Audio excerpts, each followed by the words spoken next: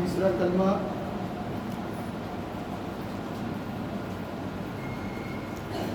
यीशु ने अपनी माता और उस चेले को जिसे वो प्रेम करता था पास खड़े देखकर अपनी माता से कहा, हे नारी, ये तेरा पुत्र है। और उस चेले से कहा, ये तेरी माता है। और उसी समय से वो चेला उसे अपने घर ले गया। एक ऐसा संदेश जिसमें हम प्रभु यीशु के उस मोहब्बत को देख सकते हैं, उसके मानवीय स्वभाव को और ईश्वरीय स्वरूप को। क्योंकि इंसान जो भी होता है, जो अच्छाइयां उसके अंदर है, वो अच्छाइयां उसको उसके परमेश्वर की तरफ से मिलती है। क्योंकि परमेश्वर अच्छाई का होता है और सारी अच्छाइयां हमें परमेश्वर की तरफ से प्राप्त होती हैं और परमेश्वर की तरफ से मिलती हैं। तो इस संदेश में और इस कलमे में हम यीशु के द्वारा उस मानवीय स्वभाव और ईश्वरीय स्वरूप को देख पाते हैं। ध्यान से सुनिएगा, मानवीय स्वभाव और ईश्वरीय स्वरूप, क्योंकि यीशु मसीह के अंदर पिता का स्वरूप वास करता था और काम करता था। तो यहाँ पर एक विशेष चीज है जिसमें क्या आप देखते हैं कि यीशु मसीह कलवरी क्रूस के ऊपर टंगे हुए हैं और उनकी तीसरी वाणी मुख से निकली उस दर्द में, उस पीड़ा में, उस कष्ट में। ये तीन वाणियां जो है ना, शुरुआत की पहली के बाद में बात कर ये नहीं जानते क्या करते।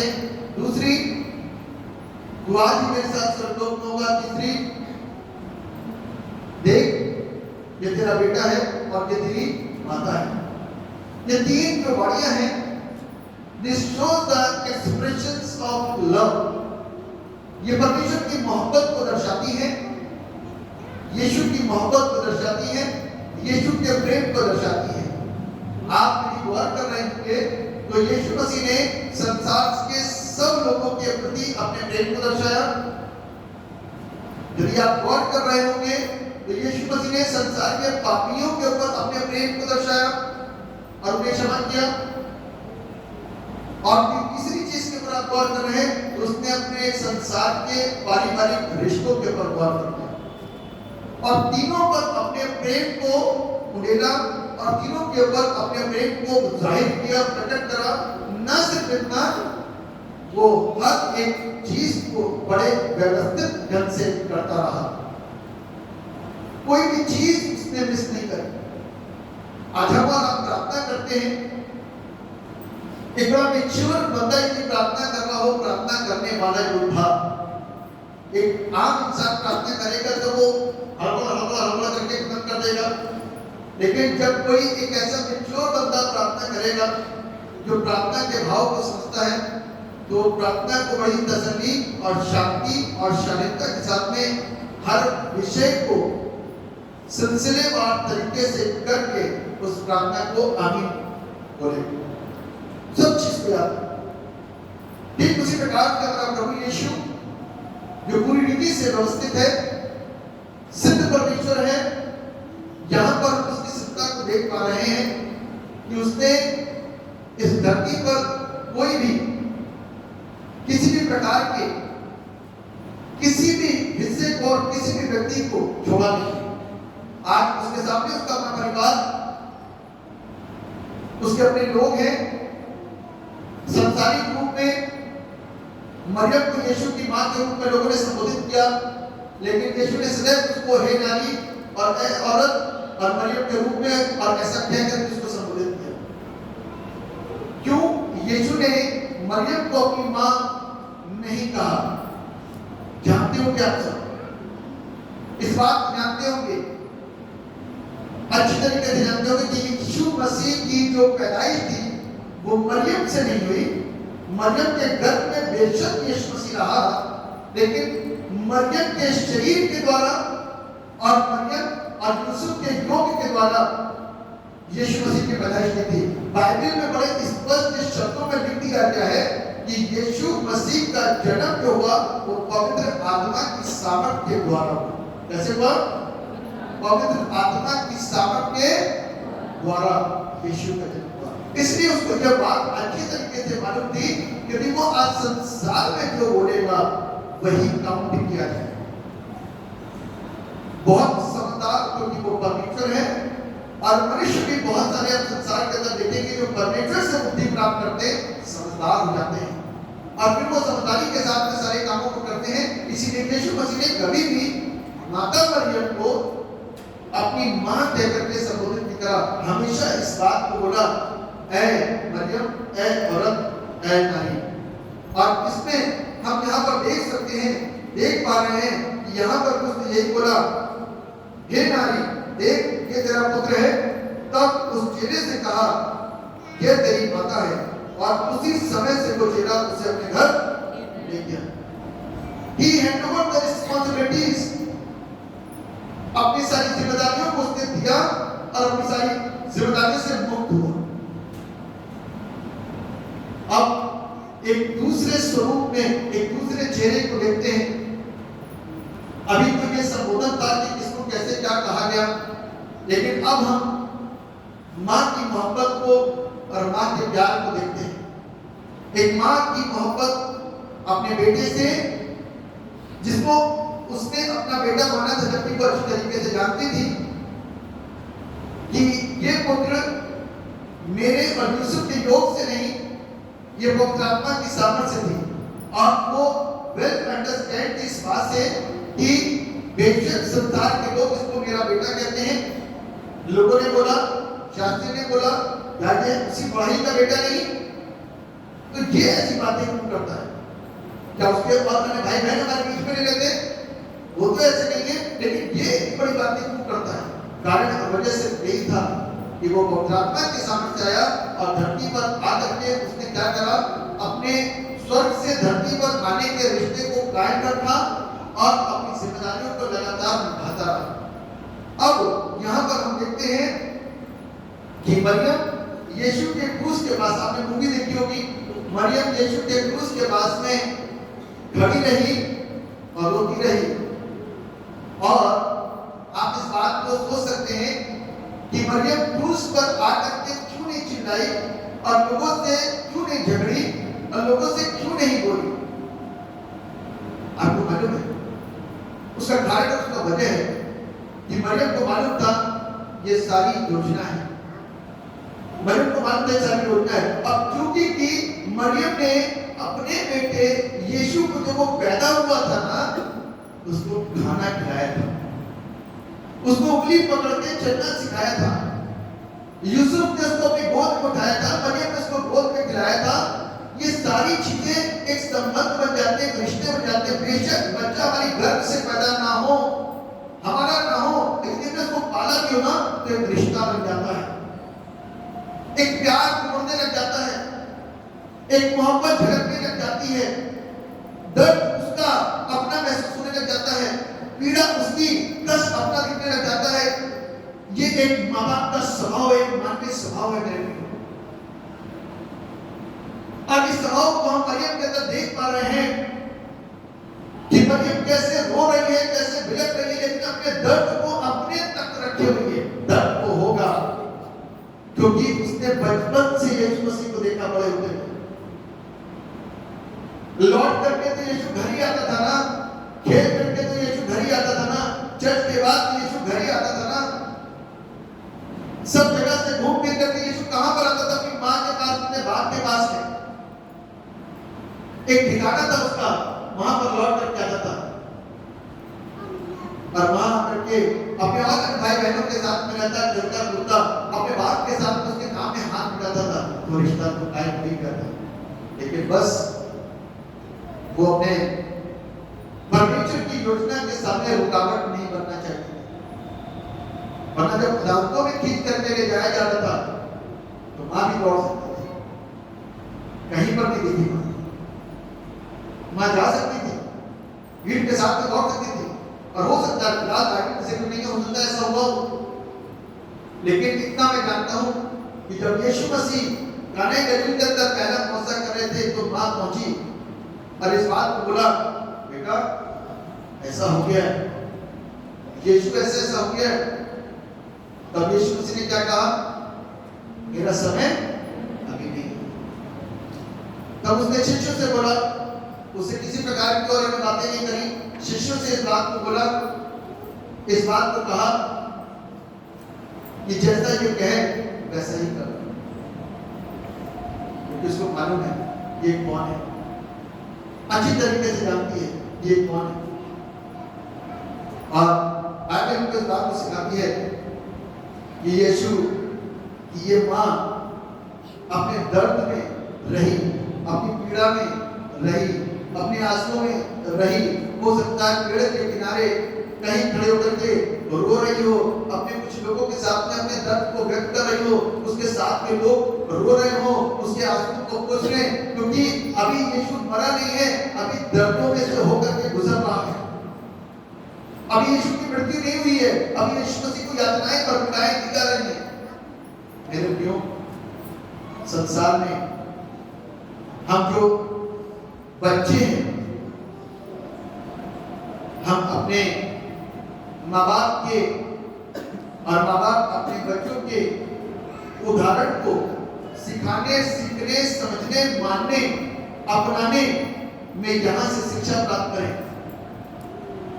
कि किस तरीके से उसकी माँ सहनशीलता के साथ में उसको सुनती थी और किस तरीके से यीशु अपने पिता के आज्ञा होते हुए संसारिक सारे रिश्तों को निभाता था और उसने कोई भी रिश्ते को तोड़ा नहीं, क्योंकि बाइबल आपको इस बात को सिखाती है कि मैं व्यवस्था को तोड़ने नहीं, लोप करने नहीं, परंतु पूरा करने के लिए। He did not break the law, he fulfilled the law. उसने लॉ को तोड़ा नहीं, उसने लॉ को पूरा किया। इस लॉ में हमारे में माँ बाप भी आते हैं। परमेश्वर ने जो लॉ बनाई है ना, वो लॉ सिर्फ हमारे व्यक्तिगत जीवन में नहीं है, इस संसार के सब चीजों के लिए लॉ है और उस लॉ में हम एक हिस्सेदार हैं और हमारे कर्तव्य हैं हर एक चीज के प्रति। इसीलिए मैंने आपसे जो प्रश्न किया था कि आज संसार में दुखी क्यों है, क्योंकि दूसरों के लिए नहीं, अपने लिए जी गए। इसीलिए हमारे जीवन के अंदर निराशाएं, आंसू, पीड़ा, दर्द और लगातार प्रार्थना के निवेदन रहते हैं, क्योंकि हम अपने लिए सोचते हैं, दूसरों के लिए। वरना पुराने वक्तों में एक वक्त का रोटी लोग खाते थे, मस्त पीते थे, दूसरे वक्त की कोशिश करते थे, जमीन पे सोते थे, पलंग की चिंता नहीं थी।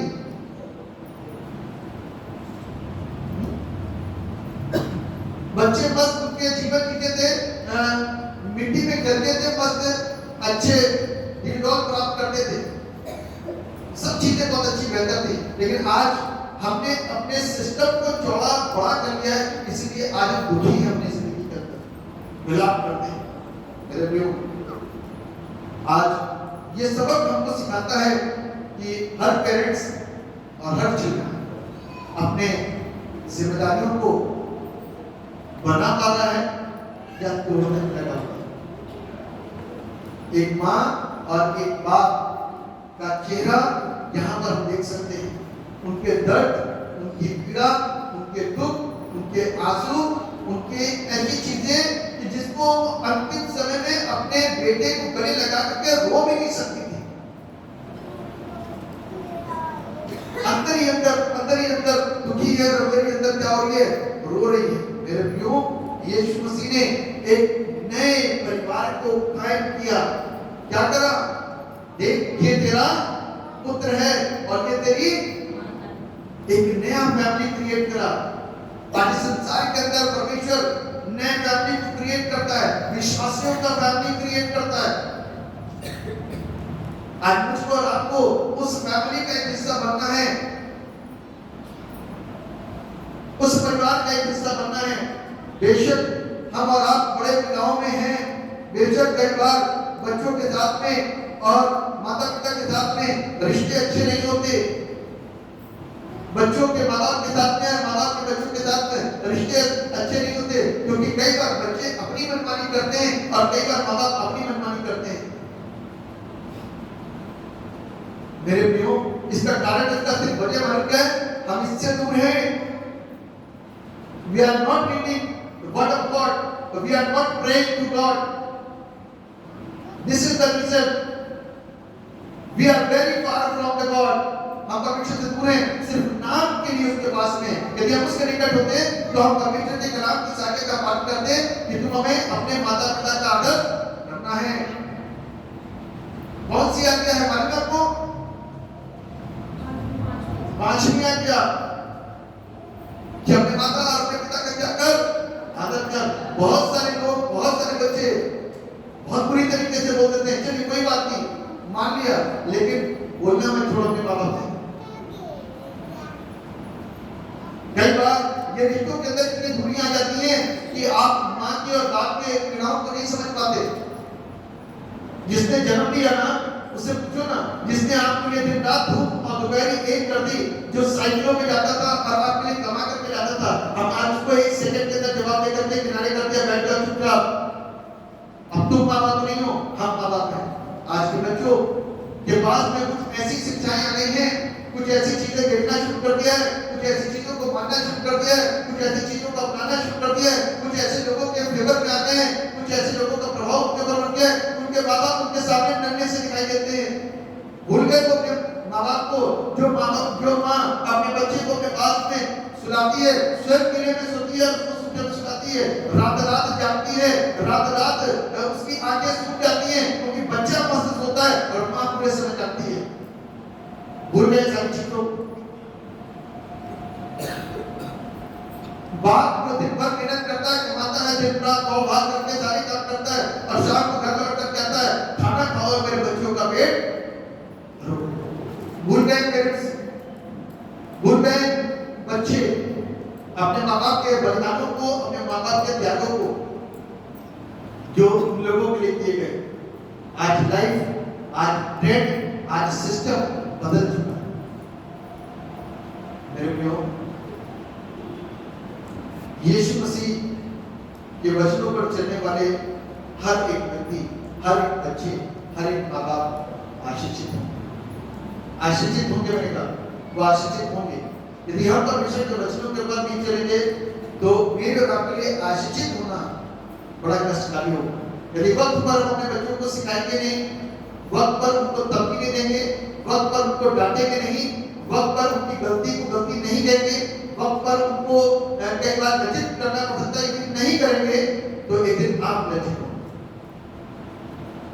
आज इस रिश्ते को समझना मेरे अपनी जरूरी है। सिर्फ यहाँ बैठ कर जब कोई इस बात को सुन करके कि मरियम रो रही थी, धूप में थी, पीड़ाएं में थी, और कई बार एंड समय ऐसा आता है कि माँ बाप को बच्चे पूछते तक नहीं है, अनाथ आश्रम में डाल देते हैं, अपने आप से, अपने बीच से, अपने से अलग करते हैं। कई बार कुछ पत्नियां ऐसी आती हैं कि वो आपके माँ बाप को पसंद नहीं करती। कई बार कुछ पति ऐसे दामाद ऐसे मिल जाते हैं जो आपके माँ बाप को पसंद नहीं कर सकते। उस स्थिति के अंदर बच्चा और बेटा बिल्कुल परेशान रहता है कि माँ को कैसे कहूँ, बाप को कैसे कहूँ। उस स्थिति के अंदर बेटी परेशान रहती है कि अपनी माँ से कैसे मिलूँ, बाप से कैसे मिलूँ, क्योंकि ये सारे सिस्टम को आपने ही पैदा करा, क्योंकि आपने उनको सदैव परमेश्वर के वचन से दूर रखा है। जिस घर के अंदर प्रार्थना नहीं है, जिस घर के अंदर दुआ नहीं है, वहां के सिस्टम बिगड़ते हैं, वहां के फैमिली के सिस्टम ब्रेक होते हैं। यदि आज के सिस्टम को सही रखना है और इस रिश्ते को रिश्ते के अनुसार निभाना है तो मेरे प्रियो आज रिश्तों को सही तरीके से फिर से बिल्ड करने की कोशिश करें। आप शर्माइए नहीं, क्योंकि इस समय यदि आप कुछ नया करेंगे तो आपको शर्म लगेगी, बच्चे आपके ऊपर हंसेंगे और आप बच्चों के ऊपर हंसेंगे।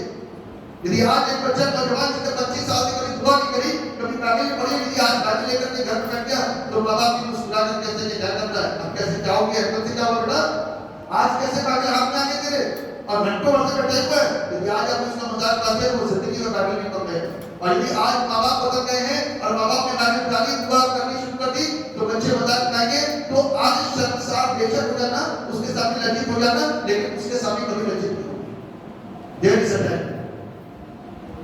आज समय में रखते, यदि हम आज सही शिक्षा नहीं पा रहे तो ये मेरे और आपके दुख की बात है। इस बात को सोचने की जरूरत है कि आज हम अपने लोगों को स्थान क्या देते हैं,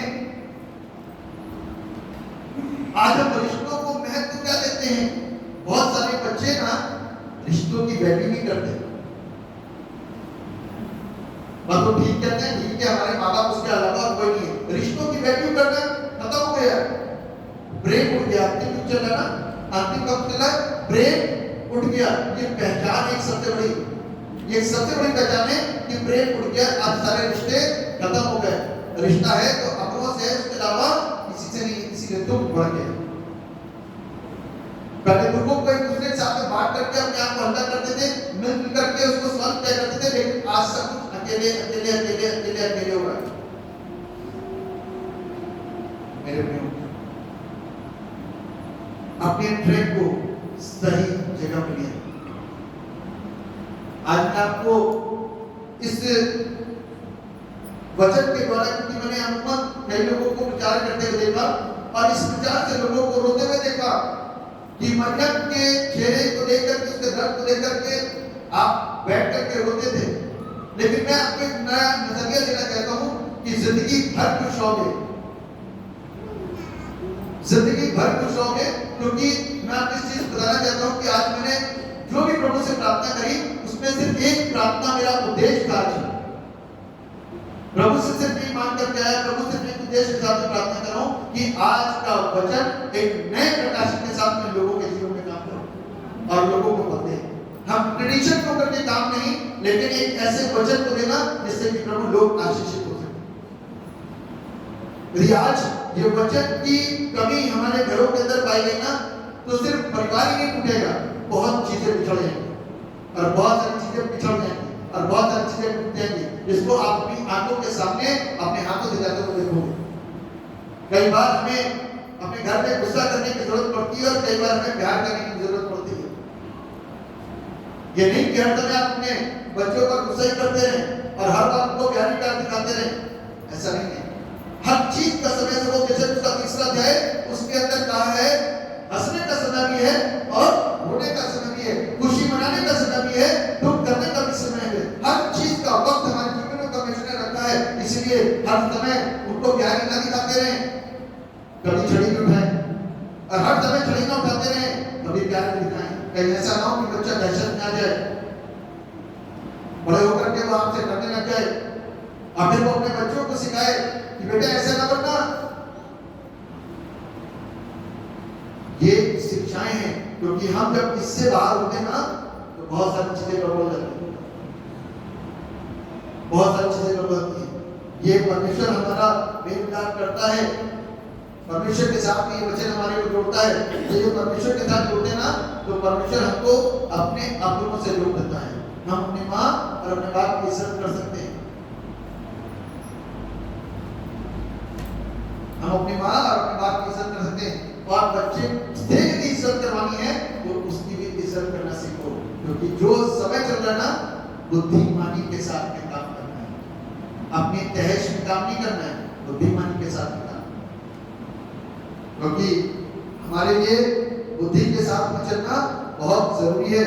यीशु मसीह ने जब देखा ना मेरी माँ रो रही है, लोगों ने उसको माँ का दर्जा दिया था, लेकिन वो कह रहा है, इस बात को सोचता है मन के अंदर, देखता है कि वो अलग खड़ी है और सिर्फ देख रही है अपने बेटे को कि उसके साथ क्या, उसकी निगाह संसार से हट करके, रिश्तों से, सारी चीजों से हट करके, दोस्तों से, चेलों के ऊपर से हट करके, सैनिकों के ऊपर से हट करके, अगल बगल वाले डाकुओं से हट करके, जब सारे कामों से फ्री हो गया तो अपने माँ के ऊपर उसके निगाह नहीं और उस पर उसको तरस आया, उस पर क्या वो से तरस आया। क्या तरस का कारण हो सकता है? क्या कारण हो सकता तरस? तरस का क्या कारण हो सकता है? मैं आपको बता, उसको याद आया होगा कि 9 महीने मैं इस कोप में रहा, 9 महीने प्रभु ने मेरे को इस कोप में, माँ ने मेरी, मरियम ने मेरे को कोप में रखा और 9 महीने के बाद जब मैं इसके साथ में, जब से संसार में आया तब से माँ ने मेरी केयर करी, बाप ने मेरी केयर करी, हमारे लिए सब कुछ करते रहे, हमको वक्त वक्त पर परमेश्वर के भवन में भी ले जाते रहे, सारे काम करें उसको इन सारी स्थितियों पर। और आज उसके सामने उसका बेटा क्रूस पर है उसके नजरिए से, और वो कुछ नहीं कर सकती, और अपने बेटे की जो उम्र मरने की नहीं थी, इस उम्र में अपने जवान बेटे के साथ में इस बड़े कष्ट और पीड़ा को होते हुए देख वो आंसुओं से रो रही है, पीड़ाओं किताबों में पढ़ी है, इस बात के ऊपर उसे क्या हुआ, दुख और तरस हुआ। और इस तरस के साथ में बाइबल हमको इस बात कहती है, उसने उसके लिए क्या करा, इंतजाम कर दिया। उसने क्या करा उसके लिए, इंतजाम कर दिया। हे नारी, आज से ये तेरा पुत्र है, और उससे बोला ये तेरी माता है। अपनी विकट अवस्था में, पीड़ा भरी अवस्था में वो अपनी जिम्मेदारियों को पूरा करने से कभी भी नहीं हटा। आज आप भी, जितने भी लोग हैं, अपने फैमिली रिस्पांसिबिलिटीज को करने से कभी भी ना हटिएगा। बड़ा आसान है संसार में जीना, बहुत आसान है, कठिन है सारी चीजों को समझदारी के साथ में रहकर के जीना। फ्री इंसान तो फ्री है, लेकिन जिसके बाद में रिस्पांसिबिलिटी जिम्मेदारियां हैं, उसका जीना मुश्किल होता है, क्योंकि उसको बहुत सारी चीजों का जवाब देना। इसलिए मैं क्यों आज इस चीज को समझते हुए कि स्थितियां कैसी थी, कष्टों में थी, पीड़ाओं में थी, दुख में थी, उसके बावजूद भी यीशु मसीह ने क्या करा, अपनी मां को, जिसको उसने कहा हे नारी, क्योंकि संसारिक तौर पे तो वो मां ही कहलाई, लेकिन उसने उसको त्यागा नहीं, उसने उसको छोड़ा नहीं, और अपने साथी चेले के हाथ में वो जिम्मेदारियों को क्या कर दिया, सौंप दिया। और वो बात बताती है कि वो उस समय से उसको उसने घर लेकर के चला गया। आज मेरे भाइयों, घर ले जाने का मतलब समझ गए ना, कि उन जिम्मेदारियों को सही रूप में निभाना। यदि आज्ञा मिली है ना, तो उसे पूरा करना। यदि वो आज्ञा को पूरा ना करता, तो वो परमेश्वर की आज्ञा के अवहेलना करता। और इतने समय से रह करके उसने सीखा क्या था प्रभु के साथ।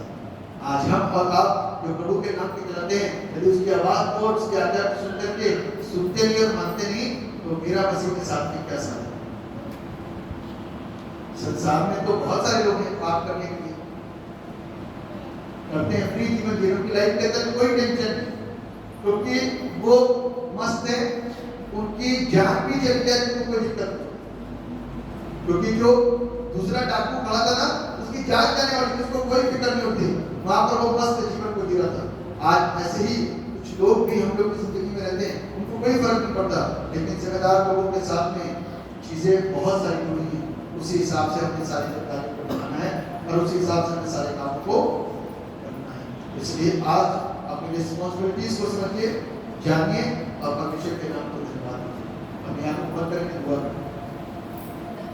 एक बराबर अपनी सख्त अजियत के वक्त जब बिल्कुल शरीर पर लटका हुआ था, अपनी मां को न भूला, बल्कि उसको अपने प्यारे चारित्र के सुपुर्द किया, ताकि वो उसको संभाले और उसकी सेवा करे। हमें भी ऐसी तौफीक बख्श कि हम तहे दिल से अपने वालिदैन के सेवा, जरूरत और जरूरी के दिनों में उनका ख्याल रखें और उनकी मदद करें, और उन तकलीफों को याद रखें जो उन्होंने हमारे लिए उठाई थी। अपने बुजुर्ग नाम की खातिर जय बख्श। आमीन।